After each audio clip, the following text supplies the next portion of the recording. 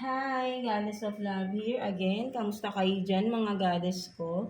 So, yeah, another reading na naman tayo today for the air signs, Gemini, Libra, and Aquarius, no? So, kamusta kayo dyan mga air signs natin dyan? Anong meron sa mga air signs natin right now, no? Mga goddesses ko dyan, right? No? So, let's see, no? What's the message or I mean, no, motivational messages from your inner self, of course, no? Anong mga kailangan yung marinig from your inner self, no? And, yeah, love situation, no? Person on your mind, the one you are connected with, and pinaka-importante is the message advice from the universe, right? Mga air signs natin. So, let's see, no? Let's start with you agad, no? Gemini. So, kamusta kayo dyan mga Gemini natin, right? No? So, let's see. What's the message from your inner self, right? Kuha tayo ng one card for you, Gemini. Tignan natin anong gustong sabihin ng iyong inner self, Gemini. So you have this, thank you for being a good human. So yan, napakaganda naman ng message ng iyong inner self, right? No, parang napaka-fulfillment, no? Fulfilled ng message na ito, right? For you, no? So, sinasabihan ka dito na maybe you don't see this to yourself, right? No, but then maraming nakakakita na you are this a good person, right? No, mga Gemini natin. And mostly people around you are being thankful that they have you, they have to know you, no? Something like that. No? So just this, no? So just take this word or this message from your inner self, right? No? Thank you for being a good human, right? No? So na, tumataas yung balahibo ko sa inyo, no? So parang ang ganda-ganda ng message, right? No? So just continue who you truly are, no? So giving and whatever is, you just stay, no? Stay being a good person, no? Something like that, no? Mga Gemini natin, no? So yeah. So let's see, no? Who is the person on your mind? Mga Gemini natin. Let's see. Kuha tayo ng 3 cards for you, Gemini. Let's see. For Gemini, please. 3 cards for Gemini, the person on your mind, the one you are connected with. Let's see.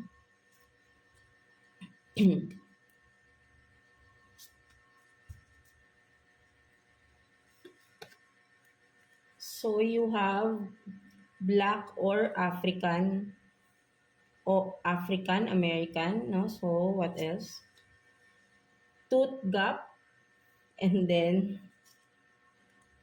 tribal. No, so for some of you, no, maybe you are dealing with a foreigner, no, for some of you, Black American or African, something like that, no, or someone like that with the tooth gap here, no, particularly, no, meron sa inyo, or vice versa, right, no, merong gap sa kanyang front teeth, no, for some of you, or kung hindi man front teeth, no, something na, or maybe nabunutan na ng ipin, right, kaya nagkaroon ng gap, no, sa between the tooth, no? Something like that. And with the tribal here, no?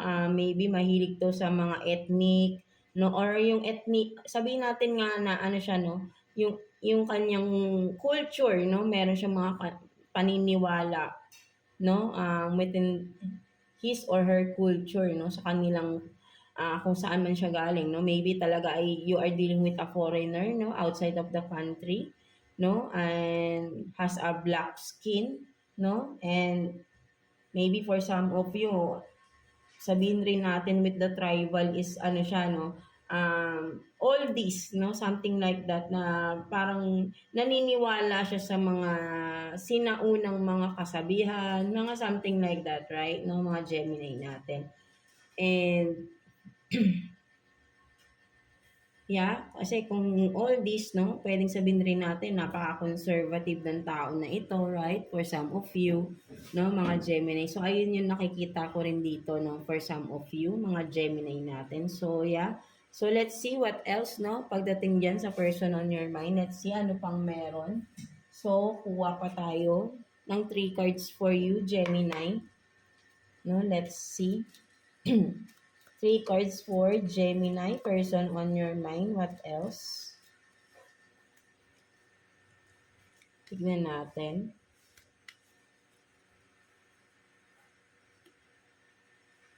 So you have this no music, inspiration,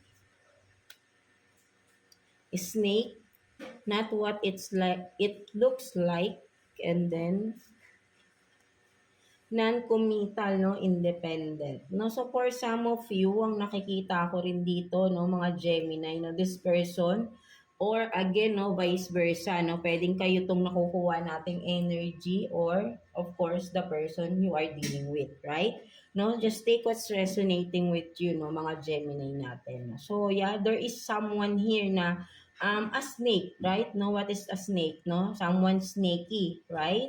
No, so this person is sabihin nating nagbabalat kayo, right? No, not what it's look like, right? No, so may mga pagtatago, no? May mga pagtatago or may mga tinatago itong tao na ito. And this person is a non-committal one, no? Non-committed itong person na to, or sabihin natin na he or she doesn't care, no, sa isang partnership, no.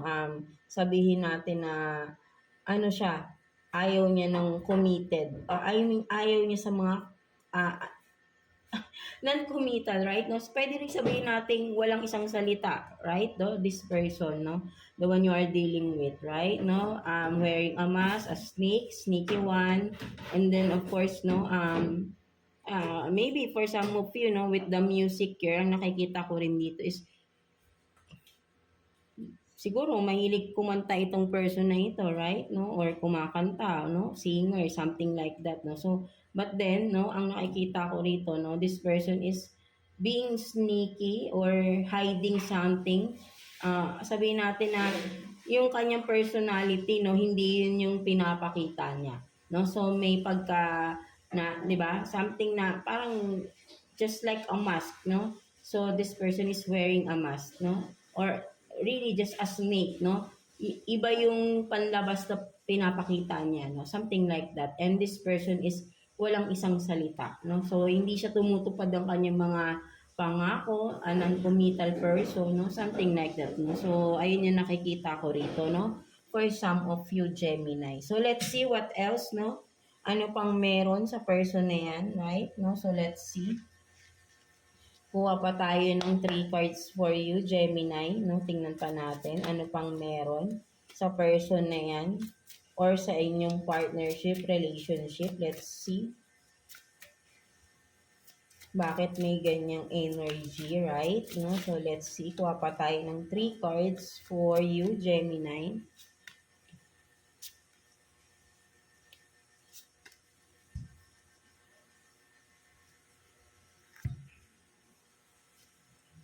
So, you have this, no, 9 of Pentacles. 9 of Pentacles, kung makikita mo, no, talagang, kumaga parang sneaky talaga, no, there is someone sneaky here, no, look at the back, no, something like that, or someone greedy, no, pagdating sa kaperahan. And then, what else? With the 4 of Wands, no, maybe for some of you, right, no, you are committed, no, you are committed, no, meaning you are married to this person, or nagsasama na kayo ng person na ito, no, but then this person with the non-committal is yun nga, no, hindi siya marunong tumupad sa kanyang mga sinasabi, pangako ng pangako, or nangangako, but then di naman ginagawa, no, something like that, no, so ayun yung nakikita ko, but then you are committed to this person. Maybe may kids na rin kayo for some of you. That's why, right? No? Or just married, no? Or living in together, no? Something like that, no? Mga Gemini natin. And what else? So you have this 7 of Swords, no? Talagang may pang-backstab din dito, no? There is really a sneaky person here, no? So, ang nakikita ko rito, number 1, no, aside from, yeah, wearing a mask, no, being sneaky, this person is greedy also sa pera, no, kaperahan, no. Kumaga, pinagdadamutan kayo ng tao na ito sa pera. Or, yeah, sabihin nating tinataguan kayo ng pera ng tao na ito or madamot lang talaga literally, no, pagdating sa inyo, no, something like that, no, or hindi niya ginagawa yung mga obligasyon niya, no. With the seven of swords here, no, ang nakikita ko rito, no, kumbaga parang napagod na eh, no?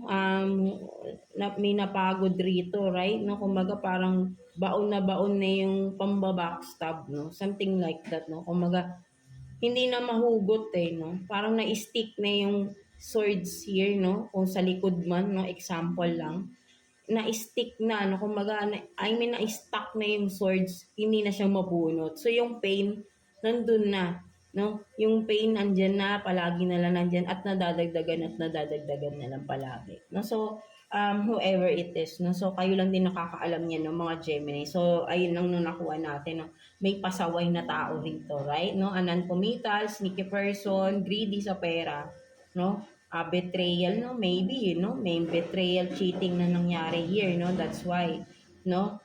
May nahihirapan na tao dito, no? For some of you. So, let's see what's the future outcome for you to this person, no? Right? Kuha tayo ng one card for you, Gemini. Future outcome sa relationship, partnership ninyo ng person na ito, Gemini. Let's see.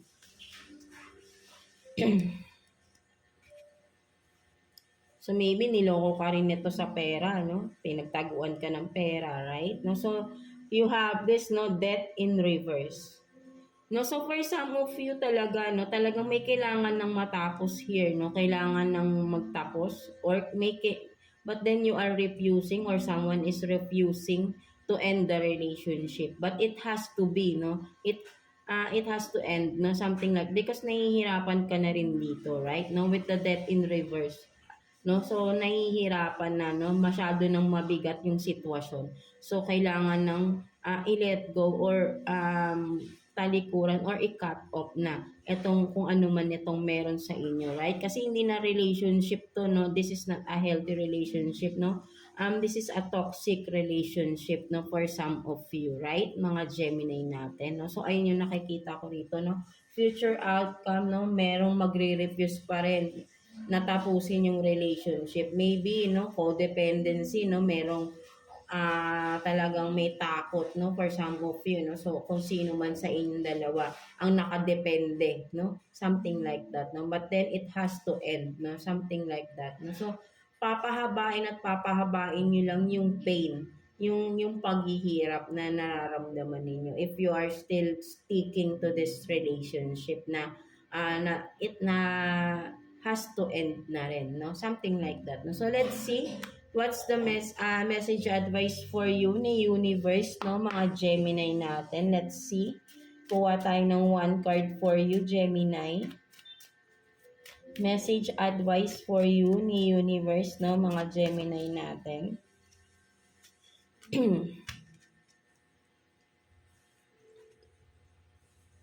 So you have this, no? I am so grateful that the universe is always working for my greater good. So, yeah, 'di ba? Nararamdaman mo naman, 'di ba, Gemini, that the universe, that our source is always with you, right? No? You are feeling that, right? No? Kasi ang dami ng revelation here, no, sa inyong relationship, no? Binibigyan ka ng clarity, binibigyan ka ng signs ni universe dito, right? No? So, alam mo yung dapat mong gawin, right? No? With this message that, yeah, you are being grateful talaga because lagi kang binibigyan ng mga sagot ni universe every time you are asking na for something na what is happening to you, and the universe is giving you always um the right answer to your questions, no, something like that, right? No, and from that, no, you feel that the universe is with you, no, and working for your greater good, no.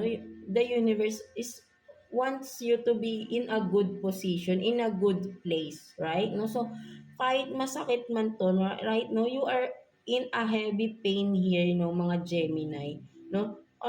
pinakita na sa'yo ni universe na there is a clarity here, no? So you have to decide, no? So it's up to you. Still, universe giving you the free will to decide, right? No? But then, alam mo yung dapat mong gawin, right? No? Kumbaga, dapat kang gawing action dito, right? Mga Gemini natin. So, yun yung nakikita ko rito, no? This is just a reminder from the universe that they are always there for you. That the universe is always there for you, no? Mga Gemini natin. But then, isipin mo din yung sarili mo, right? No? Kahit na, kasi for some of you, may pagkamatigas din yung ulo ninyo, right? Even though na binibigyan na kayo ng mga signs, no? Direct signs, no? Talagang straight to the point na mga circumstances ang binibigay sa inyo. But then some of you, no? You are ignoring, no? And then, still the universe is being generous, no? Talagang pinapakita niya pa rin sa inyo. Kahit na alam niyang masasaktan kayo, but that is the way para maintindihan mo yung sitwasyon mo, no, mga Gemini natin. No? So, yeah. So, I hope na naka-resonate kayo sa reading ninyo today. So, parang overall is sinasabi dito ni universe na whatever you are deciding is still the universe will work for you with your for the greater good of yourself, no, something like that, no, mga Gemini. But then wag mong sayangin yung mga pagkakataon na binibigay sa iyo ni universe to have a beautiful life na dapat para sa iyo, no?